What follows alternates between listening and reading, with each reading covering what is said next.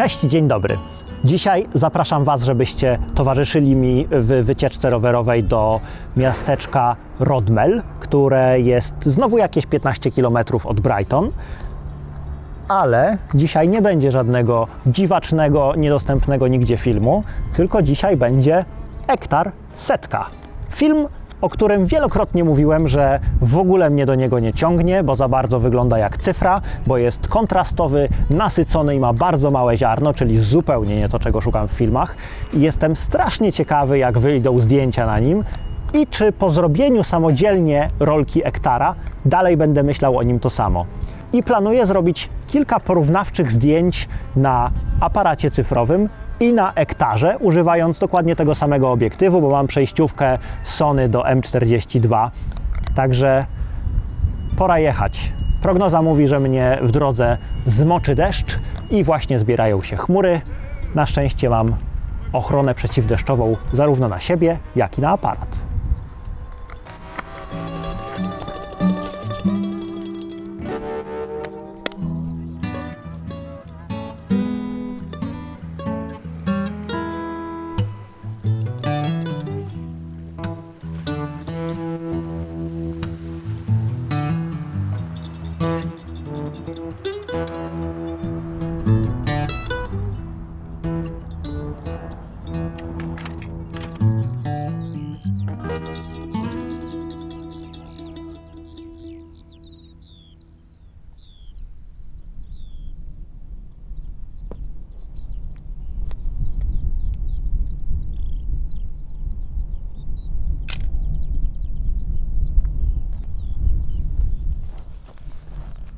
Spróbuję jeszcze to zrobić na szerokim obiektywie 28.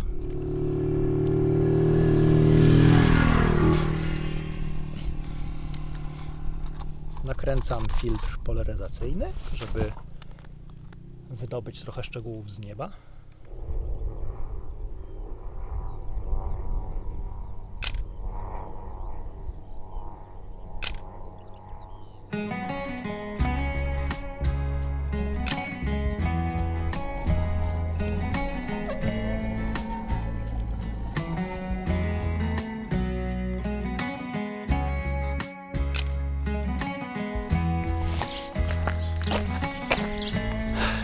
Droga jest tak piękna, że obawiam się dwóch rzeczy. Pierwsza, że jak dojadę już do właściwego Rodmell, to nie będę już miał żadnych klatek na tej rolce Ektara. A druga, że jak już faktycznie dojadę do tego Rodmell, to nie będę potrzebował żadnych klatek wolnych, bo już będzie ciemna noc. Spróbujmy z 28. Tak jest, to mniej więcej toczę co chcę. Filtr polaryzacyjny. Przeniosę się trochę w prawo, żeby zgubić ten samochód, który tam wystaje. A może w ogóle obetnę budynek po lewej i zrobię po prostu budkę z kościółkiem. I teraz przełączę się na cyfraka. Za jasno dam mu 1/30. Tak, 1/30. Ciach. No i już.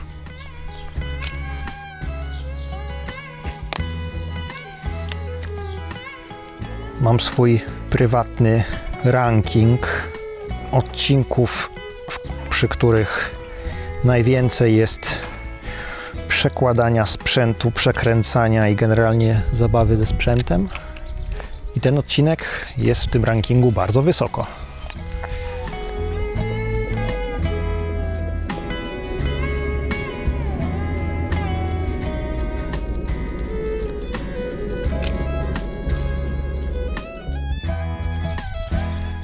Zjeżdżając w dół w stronę Rodmell, zauważyłem, że w oddali bardzo ładnie widać zamek w Lewes. W Lewes byłem, żeby przetestować Metropolis. Spróbuję założyć teraz na aparat obiektyw 135 i może coś będzie widać. Obawiam się, że 135 będzie wciąż za krótkim obiektywem, ale zaraz zobaczę. 3, 4. No i poszło. A i teraz montuję ten sam zestaw do Sony A7 III. Kodak Ektar kontra 24 megapiksele.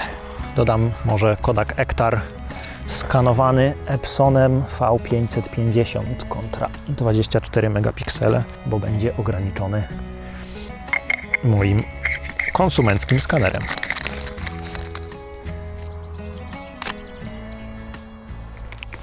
Dobra, teraz już się nie zatrzymuję i jadę do Rodmel, bo mi się całkiem skończy światło.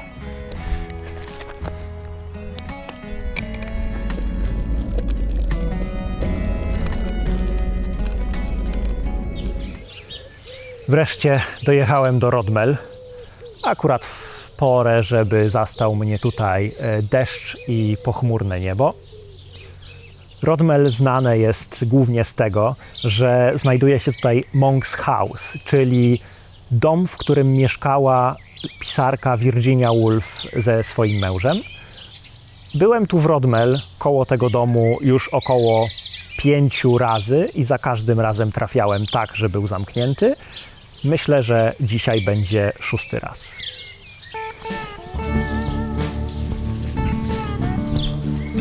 Zgodnie z przewidywaniami Ektar okazał się kontrastowym, nasyconym filmem o wiernym odwzorowaniu barw i stosunkowo niewielkim ziarnie. Wygląda niemalże jak slajd.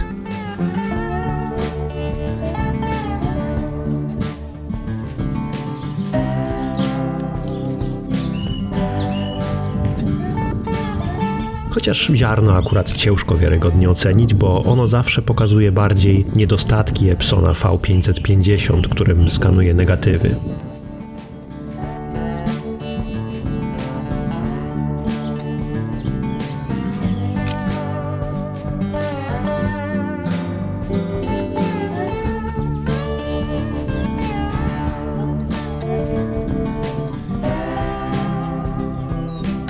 Jeśli chodzi o porównanie z aparatem cyfrowym, podtrzymuję swoje stwierdzenie, że Ektar wygląda trochę jak cyfra.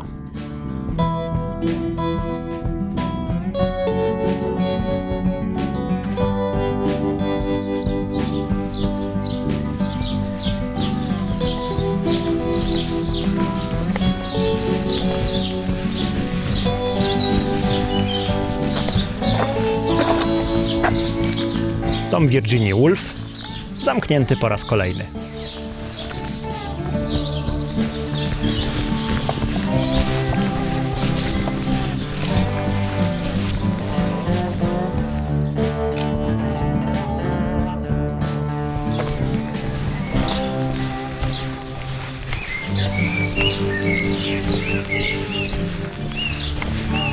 No cóż, mimo najszczerszych chęci nie pokazałem wam tego Rodmel za wiele, bo jak tylko przyjechałem, to się zachmurzyło, nie ma już w ogóle słońca i na dodatek pora już jest taka, żeby wracać do domu, żebym zdążył przed zmrokiem. Dokończę Ektara w innym miejscu.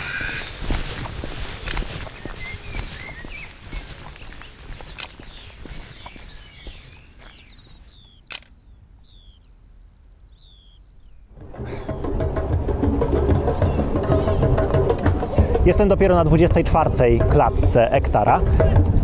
Wykorzystam te pozostałe 12 zdjęć, żeby porobić zdjęcia w Brighton. To może być nawet dobry pomysł, bo na pewno znajdę tutaj dużo miejsc, w których będą żywe kolory. Teraz na przykład spróbuję zrobić zdjęcie zachodu słońca nad morzem.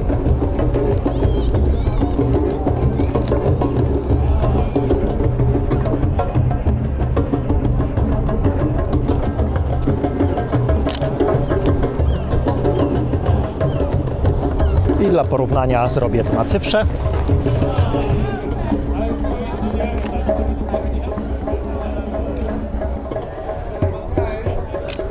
No i ciach.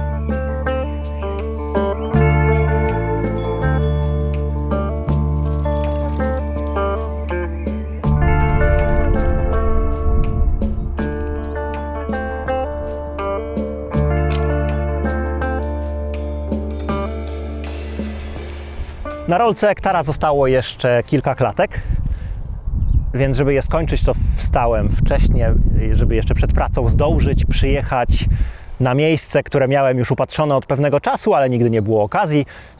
I to jest Hollingbury Hill, czyli takie dość wysokie wzgórze w Brighton.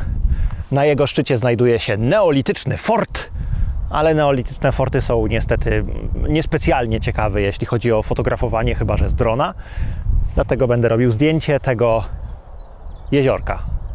Byłem święcie przekonany, że zaraz przy tym jeziorku jest malownicze drzewko, które stworzy piękną kompozycję, ale musiało mi się pomylić z innym jeziorkiem.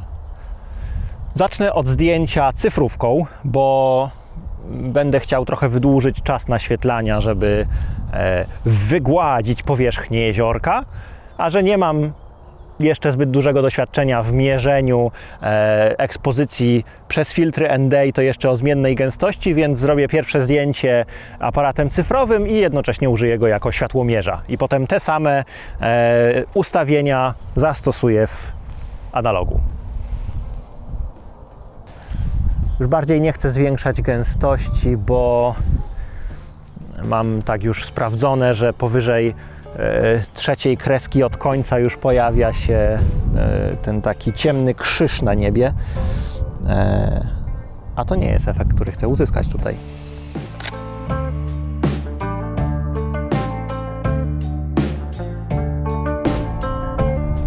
I teraz przepnę ten sam obiektyw, to jest Pancolar 50-1.8, przepnę go do analoga i zrobię dokładnie na tym samym obiektywie zdjęcie analogiem.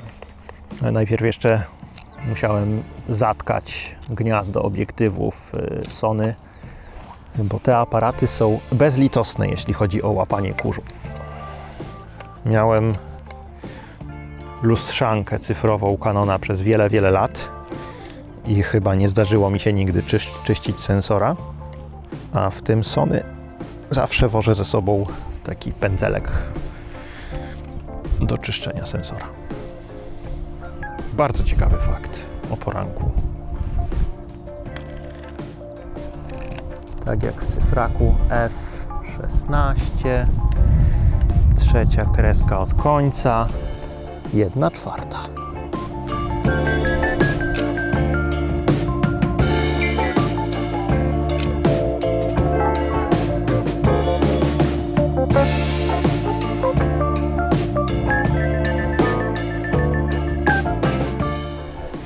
Zaczynam odnosić wrażenie, że rolka hektara jest trochę jak tubka pasy do zębów, że 90% wystarcza na tydzień, a potem z ostatnim kawałeczkiem człowiek się męczy tygodniami.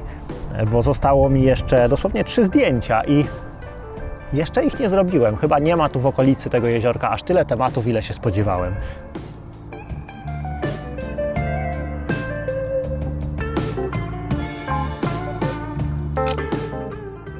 Jak dla mnie nieco brakuje hektarowi tego charakteru, którego szukam w fotografii analogowej.